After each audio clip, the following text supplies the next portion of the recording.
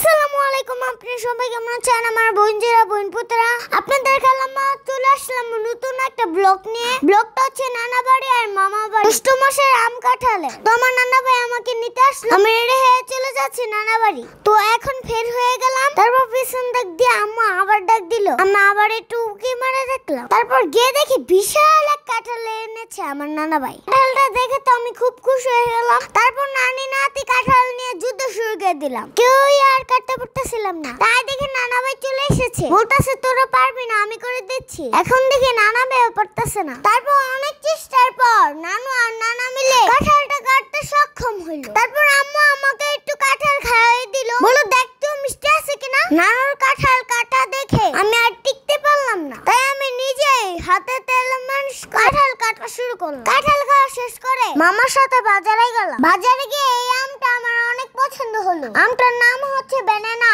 দেখছেন একদম ব্যানানার মতো লম্বা। তারপর মামা আরো কতগুলো হাড়ি ভাঙ্গা আম নিয়ে আসলো। মামা বাড়ি বেড়াতে আসছি আম কাঁঠালের দিনে, আর আম কাঁঠাল খাবো না এটা কখনো হয়? তাই নানা আর মামা মিলে আম কাঁঠাল খাওয়াচ্ছে। 10টা না 5টা না একটা মাত্র নাতি, আমি খাবো না তো কে খাবে? মামা আর একটা চিপসও কিনে দিল। এই এলাচ চিপসটা আমার অনেক প্রিয়, তাই আমি খেলাম, আমার আম্মুকে দিলাম। তারপর নানু চলে আসলো আম কাটতে। তারপর আমি বললাম আমার আগে ব্যানানা আমটা কাটতে, দেখি কেমন টেস্ট। এই ব্যানানা আমটা আমরা সবাই মিলে খেলাম। আমটা একটু টক টক ছিল, কিন্তু আমার কাছে খুব ভালো লাগছে, কারণ আমি টক পছন্দ করি তো। তারপর নানু হাড়ি ভাঙ্গা আমগুলো কাটতাছে। হাড়ি ভাঙ্গা আমগুলো খুব মিষ্টি ছিল, এত মিষ্টি আমার ভালো লাগে। আমগুলো মিষ্টি পেয়ে আমার আম্মু আর মামা দুই ভাই বোন মিলে খুব মজা করে খেলো। আমি তাকিয়ে তাকিয়ে দেখলাম, আমি ব্যানানা আমটা নিয়ে সন্তুষ্ট ছিলাম, কারণ আমার কাছে এটাই মজা লাগতেছে। টক হইলেও আমার কাছে ভালো লাগতেছে। দেখছেন, মনে হচ্ছে আম খাচ্ছি না আইসক্রিম খাচ্ছি।